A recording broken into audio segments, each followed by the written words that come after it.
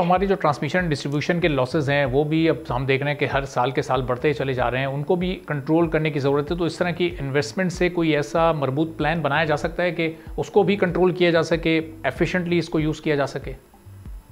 देखें, आप कभी भी सिर्फ जनरेशन की बुनियाद पे अपने सेक्टर को, खासकर आपका जो एनर्जी सेक्टर है, उसको देर पा मरबूत तरीके से नहीं चला सकते जब तक आप उसको एक प्रॉपर ट्रांसमिशन और डिस्ट्रीब्यूशन सिस्टम एफिशिएंटली जो है वो काम ना कर रहा हो। पाकिस्तान में अनफॉर्चुनेटली हमने जनरेशन साइड पे, एक्सप्लोरेशन साइड पे, प्रोडक्शन साइड पे तो बड़ा काम किया है, इन्वेस्टमेंट आई है, लेकिन ट्रांसमिशन और डिस्ट्रीब्यूशन में इन्वेस्टमेंट जो है वो हमेशा से निगलेक्ट रही है। तो अब हमें थोड़ा सा इसको इस तरह से लेके चलना है कि तीनों आपके जो सब सेक्टर्स हैं, जनरेशन, ट्रांसमिशन और डिस्ट्रीब्यूशन, इसमें आप मॉडर्नाइज भी कर रहे हो, उसको इंडिजिनाइज भी कर रहे हो और कॉर्पोरेटाइज भी कर रहे हो, ताकि वो एफिशिएंट असूलों पे चल रहा हो। पाकिस्तान में अगर आप गैस सेक्टर को देखें, आपके पावर सेक्टर को देखें, दोनों में डिस्ट्रीब्यूशन और ट्रांसमिशन के जो लॉसेज हैं वो बढ़ते जा रहे हैं। कुछ काम इस पे हुआ है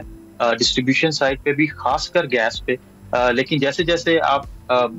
फॉरेन जो है वो इंटरनेशनल बेस्ट प्रैक्टिसेस को लाते जाएंगे डोमेस्टिक मार्केट में, मार्केट को लिबरलाइज करते जाएंगे, कंपटीशन आएगा मार्केट में, तो ये जो क्वालिटी ऑफ सर्विस पैरामीटर्स हैं और ये जो आपके एफिशिएंसी के प्रिंसिपल्स हैं ये भी आते जाएंगे आपकी। और साहब, जो E&P फर्म्स होती हैं कि ये जो अल्टरनेटिव एनर्जी रिसोर्सेज हैं या रीन्यूएबल एनर्जी, जो सस्ती बिजली के ज़राए हैं, उस पर भी इनकी तवज्जो होती है, उसको भी अडॉप्ट करने का इनका आगे इरादा या मूड होता है, या फिर सिर्फ एक्सप्लोरेशन पर या अपनी प्रोडक्शन को बढ़ाने पर ये काम कर रहे होते हैं, और जो बेसिक इनका फ्यूल होता है वो जो हम पिछला जिस तरह एक महंगा फ्यूल इस्तेमाल करते चले आ रहे हैं हमारी मुख्तलिफ कंपनीज़, उसी सिलसिले को आगे बढ़ाया जाता है? देखिए, आपकी जो एक्सप्लोरेशन और प्रोडक्शन सेक्टर है ये एक बड़ा महंगा बिजनेस है। आप इसको एक स्पेसिफिक होकर फोकस करते हैं, लेकिन अब दुनिया में ट्रेंड चेंज हो रहा है। आपकी जितनी भी फॉसिल फ्यूल बेस्ड कंपनीज हैं वो अपने आप को एनर्जी कंपनीज में ट्रांसफॉर्म कर रही है। अगर आप शेल को देखें, अगर आप दीगर एक्सॉन को देखें, तो उन्होंने भी अपने रिन्यूएबल एनर्जी या अल्टरनेटिव फ्यूल जो सेक्टर्स हैं उनको बड़ा बढ़ाया है। तो अगर हुकूमत इस तरह से प्लानिंग करती है कि वो फर्स्ट फेज में गैस और ऑयल में एक्सप्लोरेशन को बढ़ाती है और मार्केट में कॉन्फिडेंस बढ़ता है, तो ये कंपनीज अगर आती हैं और अपना पोर्टफोलियो बढ़ाती हैं तो ये रिन्यूएबल एनर्जी साइड पे भी जानी होगी। एक चीज बड़ी कॉशन के साथ हुकूमत को देखनी है, वो ये कि जिस तरह से हमने